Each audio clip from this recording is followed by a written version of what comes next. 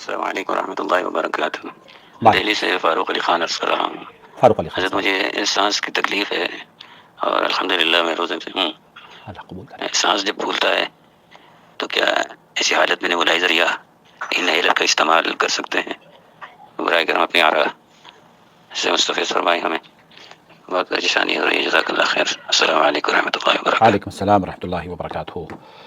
اللہ رب العالمین ہمارے بیماروں کو شفا یابی عطا فرمائے، شفا عاجل اور کامل عطا فرمائے. ہمارے دوست ہیں ارشاد بھائی، ان کی طبیعت بھی ناساز ہے، خاص طور پر ان کے لیے بھی ہم اپنے ویور سے کہیں گے کہ دعا کریں اللہ تعالیٰ انہیں بھی شفا یابی عطا فرمائے.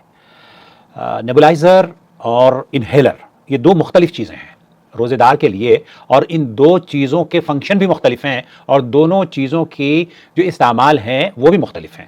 اس لیے قدر تفصیل سے آپ کی خدمت میں پیش کرنا چاہتا ہوں. سب سے پہلی بات تو یہ کہ رمضان المبارک میں روزے کی حالت میں دمے کے اسپرے کا جو استعمال کیا جاتا ہے، اسپرے کا استعمال جو کیا جاتا ہے نا، جس کو انہیلر کہا جاتا ہے، تو اس سے روزہ فاسد نہیں ہوتا.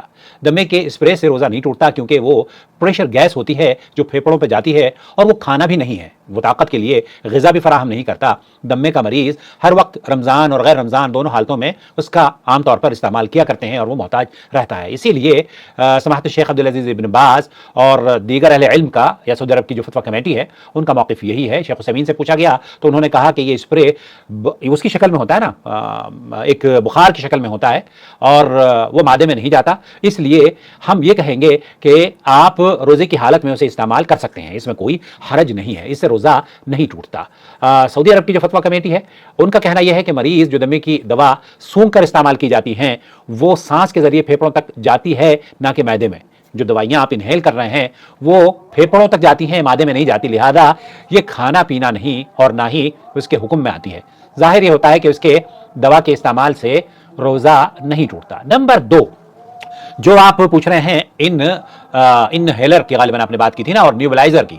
نیوبلائزر کیا ہوتا ہے؟ نیوبلائزر ایک آلہ ہوتا ہے جو سانس کے ذریعے دوا کو باریک ذروں میں تبدیل کر کے منتقل کر کے براہ راست پھیپھڑوں تک منتقل کرتا ہے. ان ذروں کو منہ یا ناک کے ذریعے پھیپھڑوں تک لے جایا جاتا ہے. یہ آلہ سینے کی موسمی الرجی اور نظام تنفس میں پیدا ہونے والے پیچیدگیوں وغیرہ کا علاج، اور اسی لیے وہ استعمال بھی کیا جاتا ہے. دوا کے یہ باریک ذرے روزے دار کا روزہ توڑ دیتے ہیں، اس لیے یہ آلہ رمضان کے ایام میں استعمال نہیں کرنا چاہیے. تاہم اشد ضرورت ہو تو استعمال کرے، اور اگر استعمال کرے تو اس سے روزہ ٹوٹ جائے گا اور پھر اس کی قضا آپ کو دینی ہوگی. تو یہاں دو چیزیں ہیں نفیس بھائی، ایک تو یہ کہ نیوبلائزر اور انہیلر کے استعمال سے روزہ نہیں ٹوٹتا. البتہ نیوبلائزر چونکہ اس کے اندر دوائی مادہ ہوتا ہے